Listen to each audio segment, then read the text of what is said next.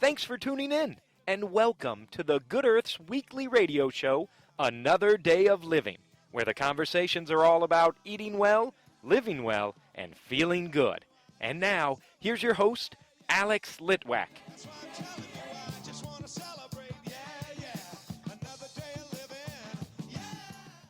With me today is Colleen Kinchus. She's the project coordinator for Microgreens Project Indy. Hi, Colleen.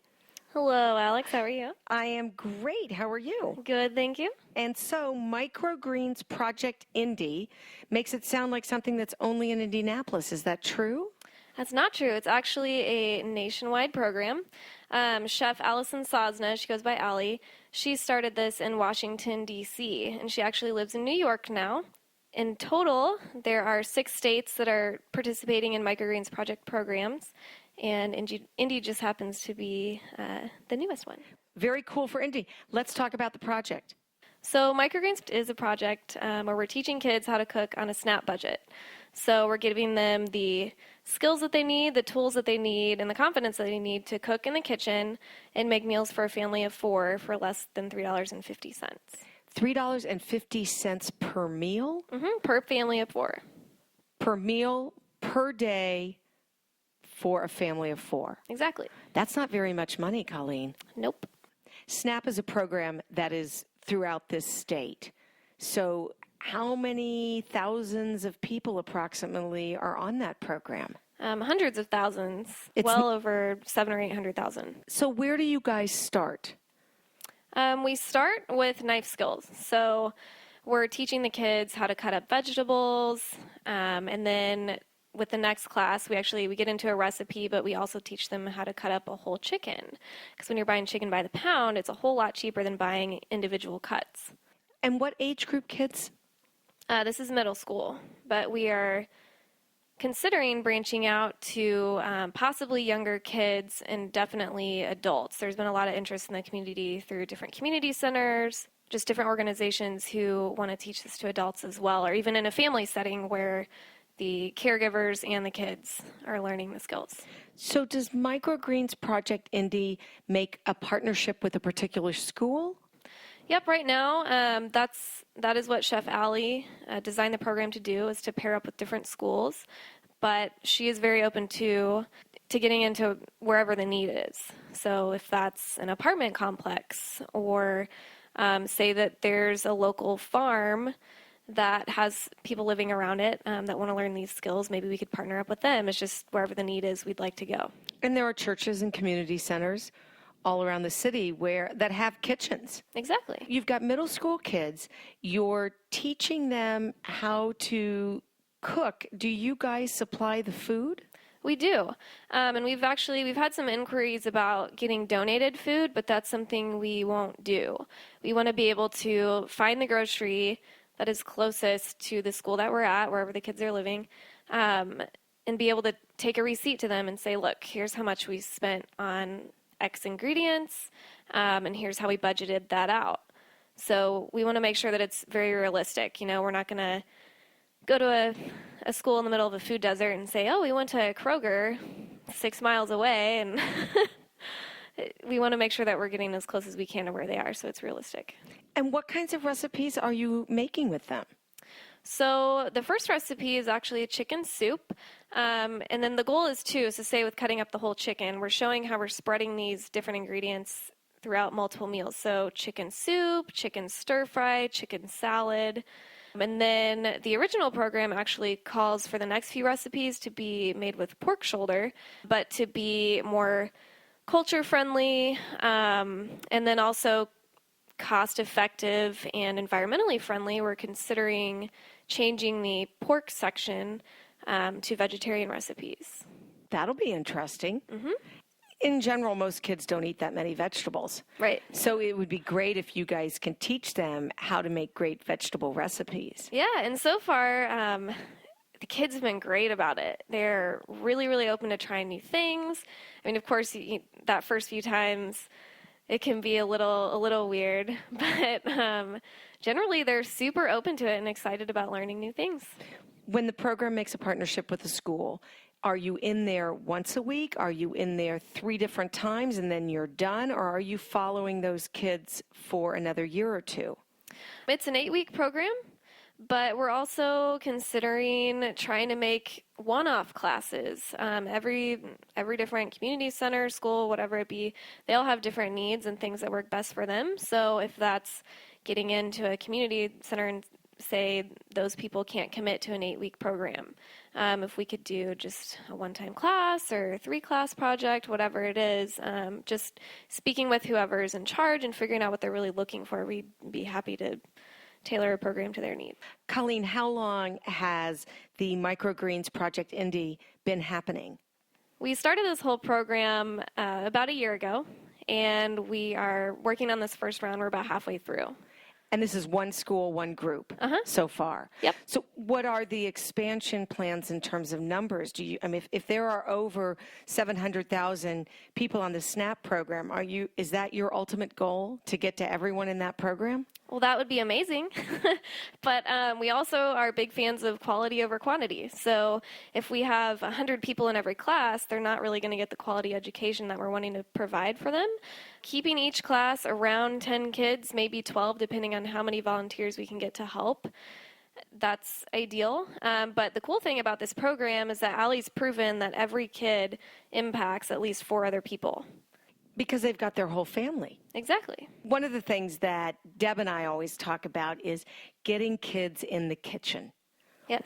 What a difference it makes for them to have their hands on the food and to taste it along the way and to feel creative. Exactly. And that's actually, now that you say that, that's a fun part of the program too, is that our last class is a Top Chef class. So we give the kids a bunch of ingredients. We say, okay, get creative. We do give them a little bit of a guideline. We say we want this to be kind of like a stir fry. Getting the kids to be creative with what they're making, but then also testing how well they're doing with portion sizes. And then even presentation to add kind of a fun flair to it and really bring their creativity in. How many people are on staff right now? Currently, it is really just my husband and I. So the two of us, we meet with Ronak Shah. He is the 7th grade science teacher at KIPP, an amazing person. So pretty much just the 3 of us are doing this class. And then, if we can expand and get it into other schools, we would love to have volunteers shadow us and then be able to teach their own classes. You're looking for staff, you're looking for volunteers, and you're looking for funds. Yes. So if someone is interested in learning more about Microgreens Project Indy, where do they go? You can visit Microgreens Project Indy on Facebook. We have a Donate Now button, which goes directly to the Indianapolis Microgreens Project donation page.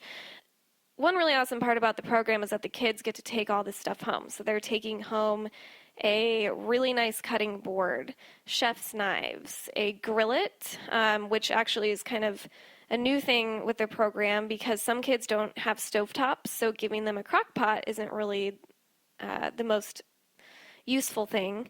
The grillet kind of acts like a stovetop plus a crock pot and a whole bunch of other things. So we're giving them one of those as well as measuring utensils, so measuring cups, measuring spoons, to get one kid through the program, to give them all those things plus cover the cost of food that we're using in the class. It's about $80.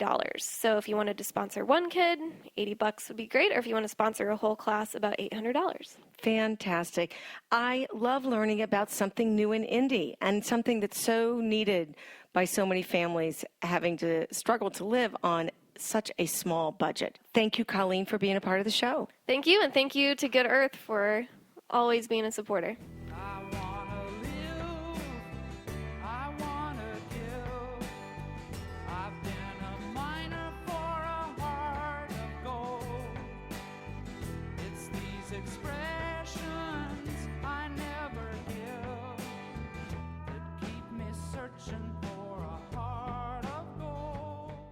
The Good Earth Natural Food Company is celebrating its 46th year as Indy's original source for organic foods, high-quality supplements, toxin-free body care products, therapeutic herbs and teas, cooking spices, essential oils, healthy shoes, and so much more. Our experienced staff is here to help you choose from over 20,000 items in our bustling home in Broad Ripple Village. We're open Monday through Saturday, 9 a.m. to 8 p.m., and Sundays, 11 a.m. to 6 p.m., and our web store is good-earth.com.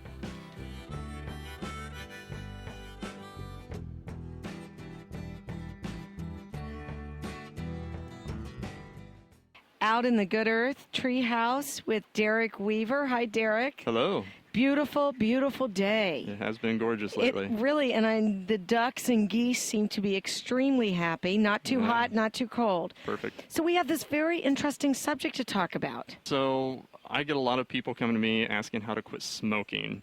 And, you know, as anybody who's ever been a smoker knows, it's a very, very difficult thing to do.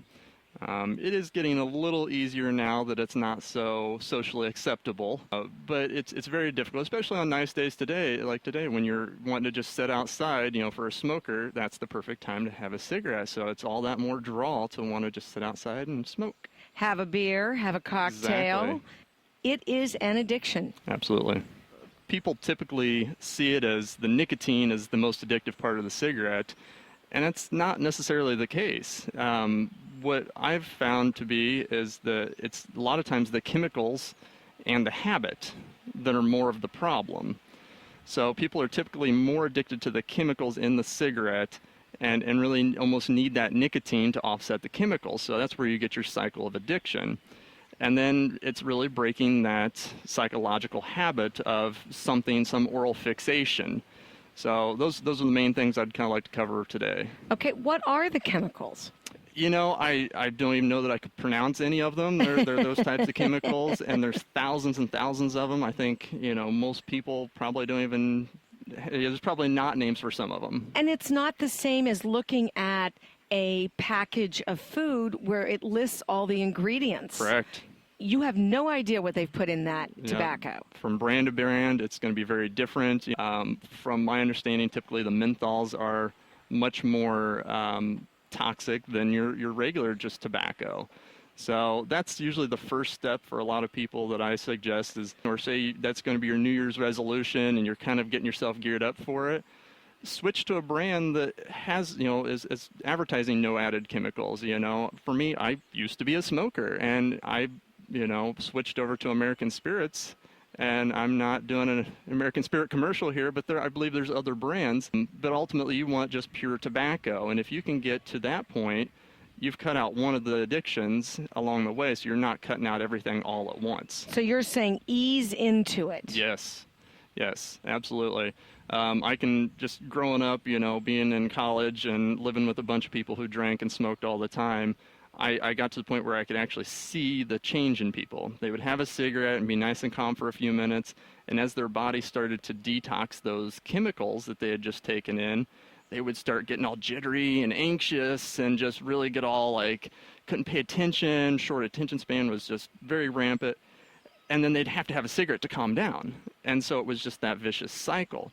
So if you can get to a cigarette that doesn't have those chemicals and make you feel that way, sometimes you get more of the satisfaction, but you don't have the need. So you can get to a point where it's maybe like a pleasant thing, like having a glass of wine on a nice day or something, or having a cookie once in a while. It's not like I have to have this kind of feeling. That desperate craving. Yes, it's more of a habit then as opposed to the addictive need. Yes, there is some addictability to nicotine, but I don't think it's as addictive as the other stuff involved. So that's kind of my step one for people. And then when they're ready to cut it out and start going cold turkey with the rest of it, that's when they come back and we start talking supplements and diet and things like that.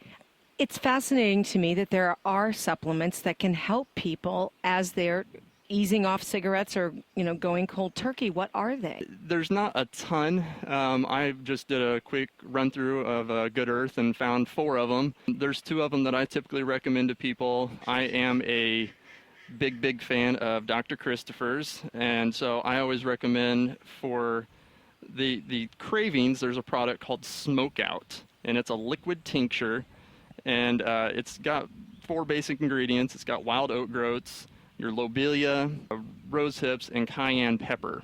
Now, a lot of people are like, oh my God, what the heck is that? That's not going to be good with the cayenne. Well, it is a little warm, but that's stimulating the blood flow to get the nutrients into the body a little faster.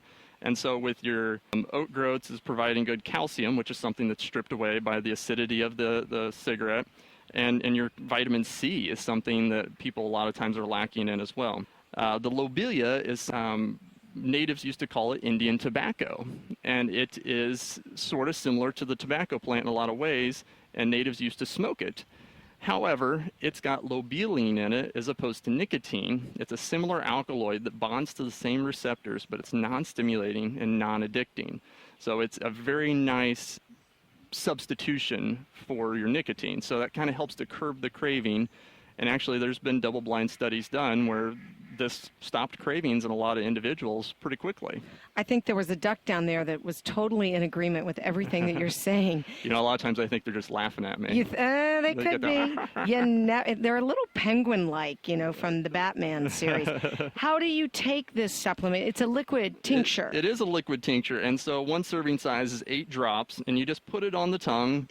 It is a little stingy. It's not the best flavor, so a lot of people aren't, real satisfied by that. But it works, If you can just do the few drops and then just wait a few minutes, you'll find that if your craving's not gone, it's at least significantly reduced. It's not something that you would put in a very small amount of water.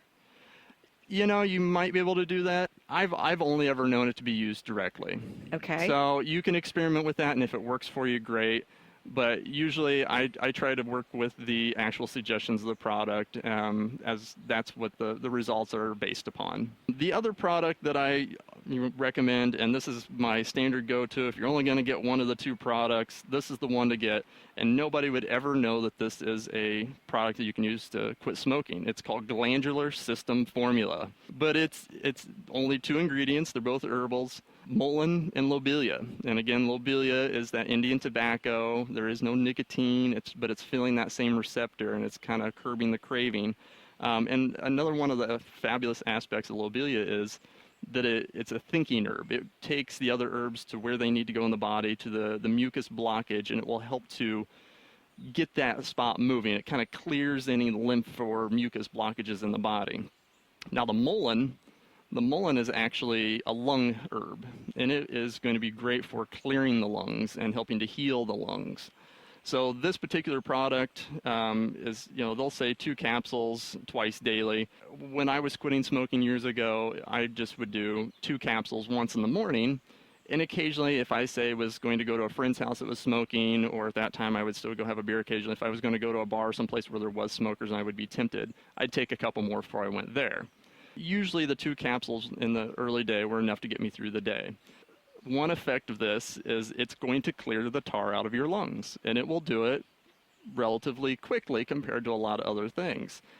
And it's going to come up and out. And so that's not always appealing to a lot of people. So you are literally coughing up tar. Yes, and so the more you've smoked, the longer you've smoked, the longer this process may take, the more that may come out initially. But it's kind of like coughing up a loogie, every so many minutes, and there'll be little specks of tar in it, and you can sit there and look at them. I think they should rename that product. It's not a bad idea. Called coughing up a loogie.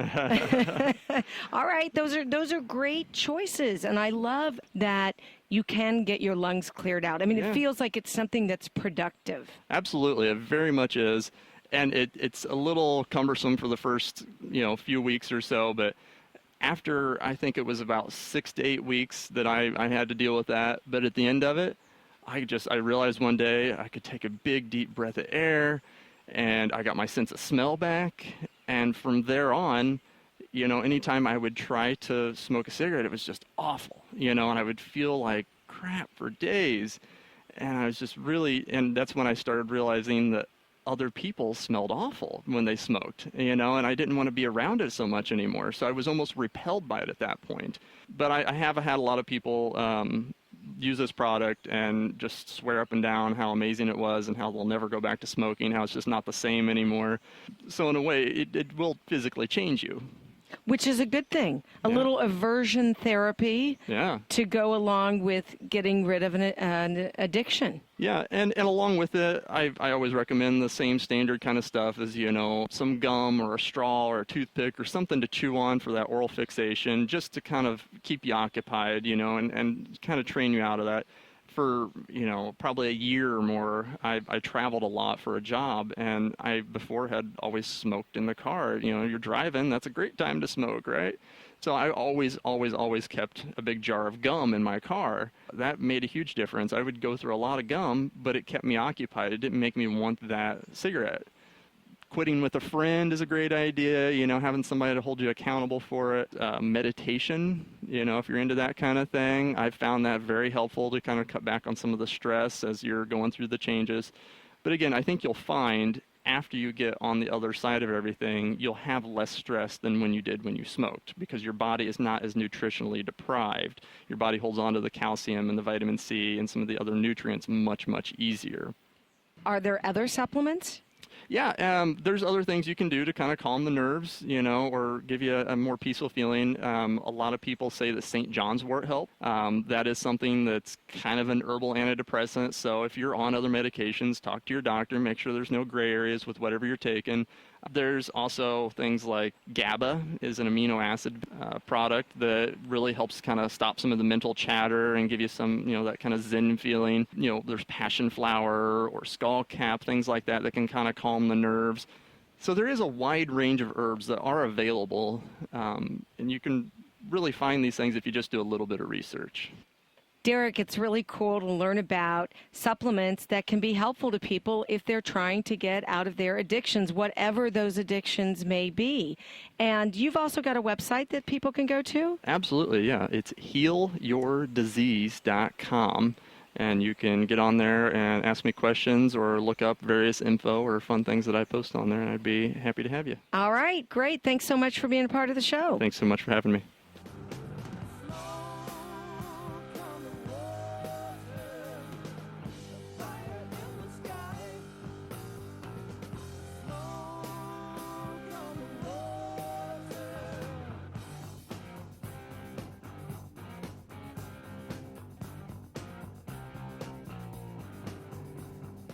It's a beautiful fall day, and in spite of the waterfowl and noise from wherever, I get to be with Deb Smith out on the Good Earth Treehouse. Hi, Deb. Hi, Alex. It is a great day to be outside. Yes. Our topic today, bone broth.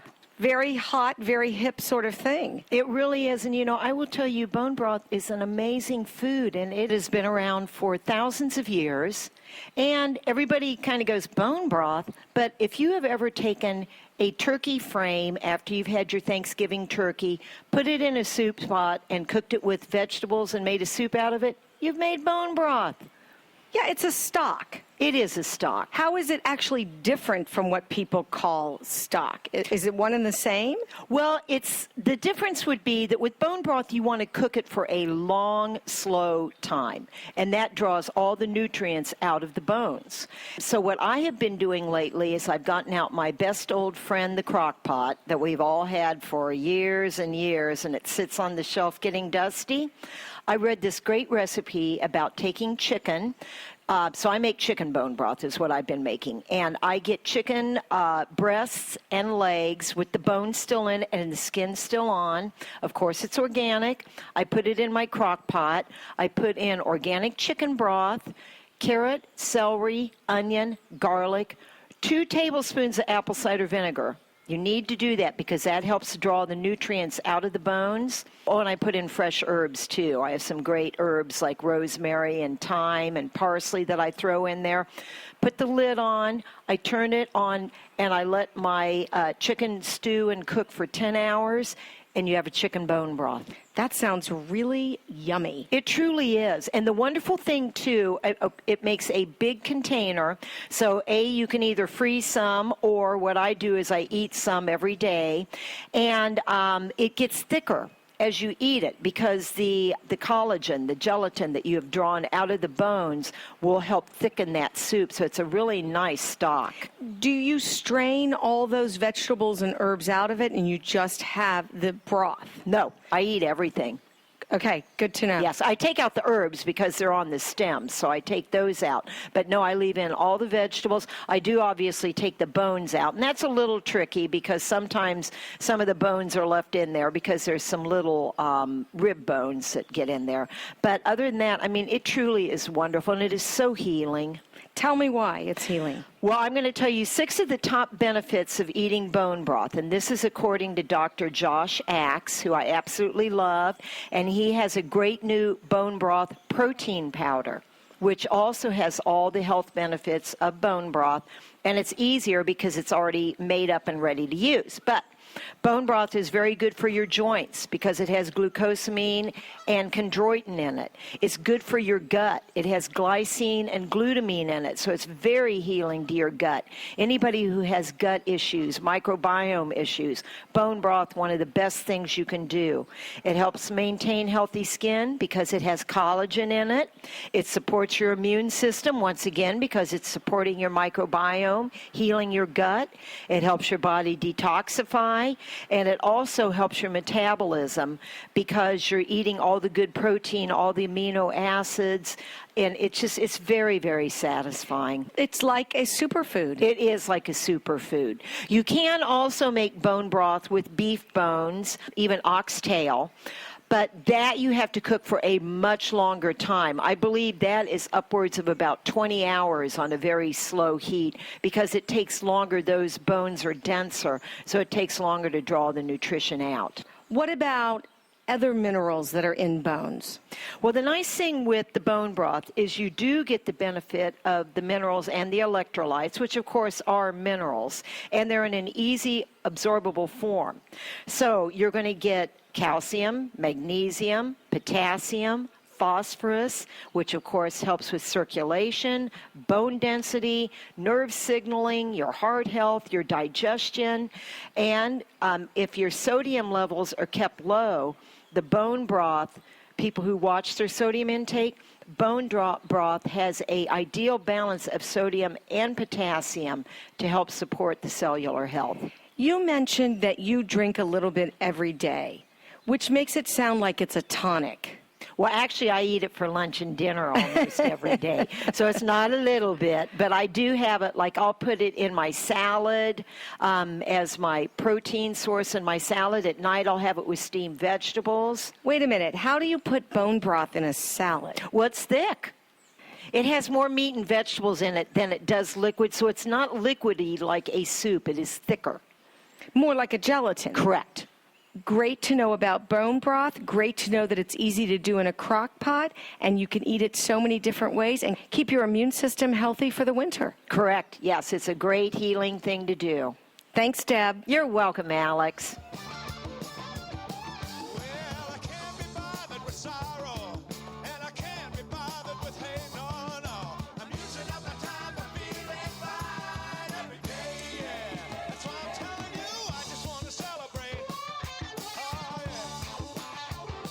That's our show. Don't forget to like us on Facebook, and remember that all of our shows are archived at anotherdayofliving.com. The Good Earth family would like to wish you a very happy Thanksgiving with your family and friends. Thanks so much for tuning in. This is Alex Litwack. Have a great week. The happiest half hour of your day has been brought to you by the Good Earth Natural Food Company, keeping Indy healthy since 1971.